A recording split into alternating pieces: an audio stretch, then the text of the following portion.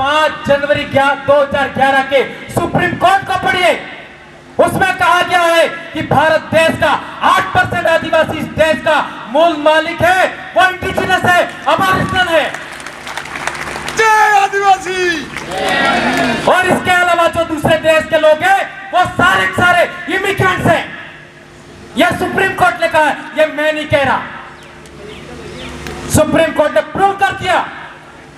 और supreme court ने एक बात और कही, जिनको हमने राक्षस कहते हैं, हमें सर भी बैठे हुए पूछ लीजिए, गोंड राजा भी थे, पूरे देश में आदिवासियों के राजा थे।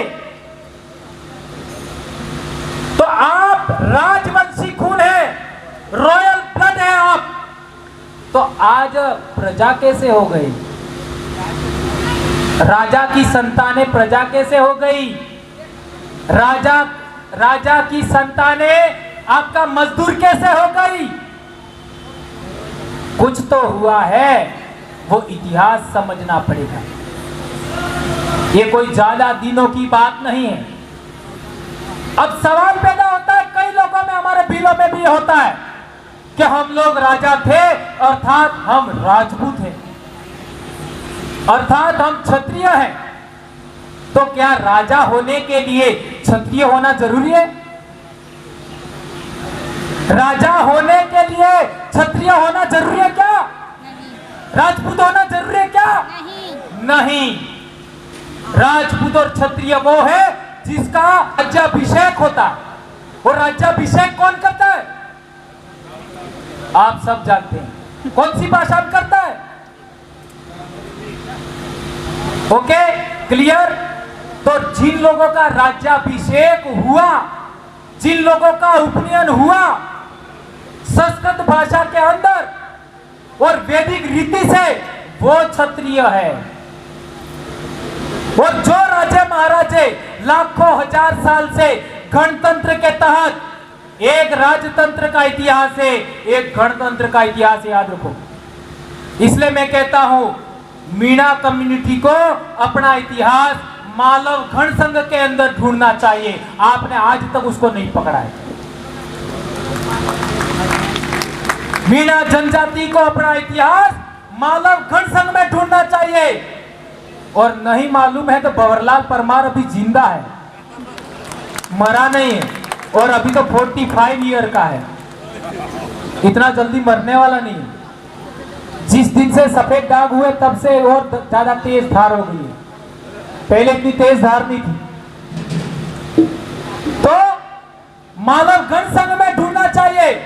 तो आदिवासी जिसको कहते हैं, इंडिजिनस पीपल की जिसको कहते हैं, एबोरिजिन जिनको कहते हैं, उन लोगों की शासन प्रणाली, शासन व्यवस्था, राज व्यवस्था गणतंत्र की थी, जिसको इंग्लिश में कहते हैं रिपब्लिक।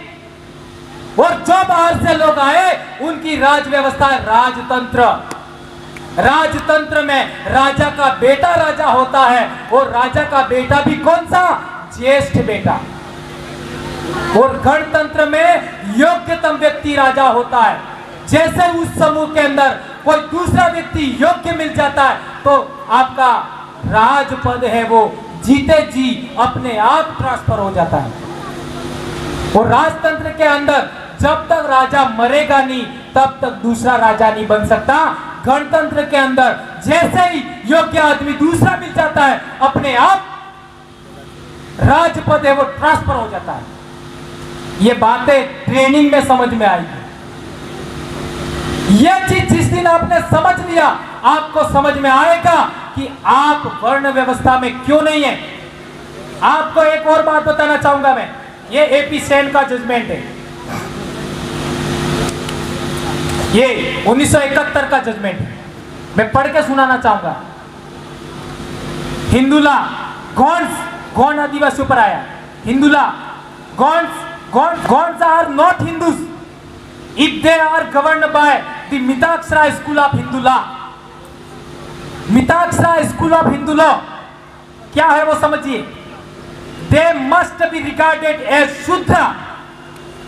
जो लोग Mitakshara school of Hindu law से रूल्ड होते हैं, शासित होते हैं, वो शूद्र हैं। आगे सुनिए, the gods are not Shudra, the gods are not Shudra and are not governed by the Mitaksara School of Hindu Law. Gond आदिवासी शूद्र नहीं है क्योंकि वे Mitakshara school of Hindu law से गवर्न नहीं है, शासित नहीं है।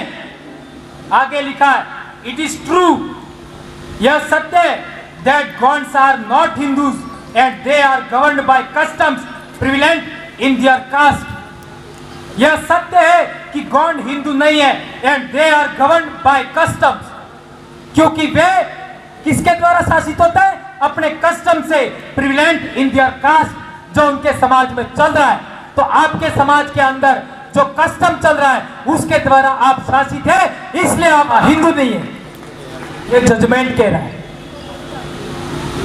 हम लोग अभी भी पढ़े लिखे अनपढ़ हैं। एक तो पढ़ा लिखा होता है, एक लिखा पढ़ा होता है। पढ़ा लिखा का मतलब जानते हो?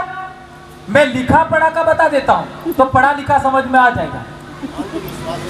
जो लिखा हुआ है वो पढ़ा, वो लिखा पढ़ा। अब लिखने वाला बदमाश था तो बदमाशी सीख गए, सच तो जाना ही नहीं। एक इस देश में दो प्रकार के सच है। एक वो सच है जो टीवी में बताया जाता है, समाचार पत्र में बताया जाता है, किताबों में है, मौखिक बताया जाता है, आपका परंपरा से चला हुआ आ रहा है, लोकप्रिय है, वो दूसरे लोग बताते हैं, लिखा हुआ है, वो सच है। और दूसरा वो सच है वास्तविक सच, और वो वास्तविक सच है आदिवासियों का। इसलिए आपको आदिवासियों के सच के बारे में कोशिश करनी होगी जानने के लिए, ये मैं कहना चाहूंगा। और एक बात है, ये हिंदू उत्तराधिकार अधिनियम, इसको भी पढ़ लीजिए। इसका भी क्लोज 2 का सब क्लोज 2 जो शेड्यूल ट्राइब है उनके ऊपर ये लागू नहीं होता है। अब इतना सारा बता दिया, और बहुत सारी बातें हैं, लेकिन मैं ये सारी बातें न कह करके एक महत्वपूर्ण बात कहना चाहूंगा। आखिर ऐसा कैसे हुआ कि हम लोगों को ये लोग अपने पाले में लेके चले गए? तो जैसे मैंने बताया कि हमारे पूर्वज राजा थे, लेकिन वो गणतंत्र के राजा थे, तो इन लोगों ने संगठित राजतंत्र के द्वारा हमारे इलाके पर कब्जा किया, हमारे राजा को मारा। आपको पता है, चांदा मीणा का उदाहरण दिया मैंने, बुंदा मीणा का उदाहरण दिया। हमारे भिलऊ के राजाओं का उल्लेख नहीं बताया मैंने, वो हमारे इलाके में बताएंगे। तो उनको मारने के बाद यहां की प्रजा पर कब्जा किया, तो आप लोग साथ साथ रहे। साथ साथ रहने की वजह से संक्रमण हुआ, वो सांस्कृतिक संक्रमण हुआ, भाषाई संक्रमण हुआ, धार्मिक संक्रमण हुआ, राज व्यवस्था का भी संक्रमण हुआ। इस संक्रमण होने की वजह से हम लोग उनकी ओर थोड़े से चले गए। इसके बावजूद हमारे कस्टम जिंदा है, उस कस्टम को पहचानिए, उसको वापस ठीक करना है। तो उन लोगों ने हमारे खेत खलियान पर कब्जा किया, याद रखिए, हमारे खेत खलियान पर कब्जा किया, हमारे आवासीय इलाके पर कब्जा किया, हमारे चरागाह पर कब्जा किया। और एक महत्वपूर्ण बात, हमारे पूजा स्थल, हमारे उपासना स्थल, हमारे धर्म स्थल, हमारे जो देवथानक थे उन पर भी कब्जा किया, और उसको कालांतर में उसका रूपांतरण किया, उसमें मूर्तियां बिठा दी, और वो धर्म स्थल भी हमसे छीन लिए।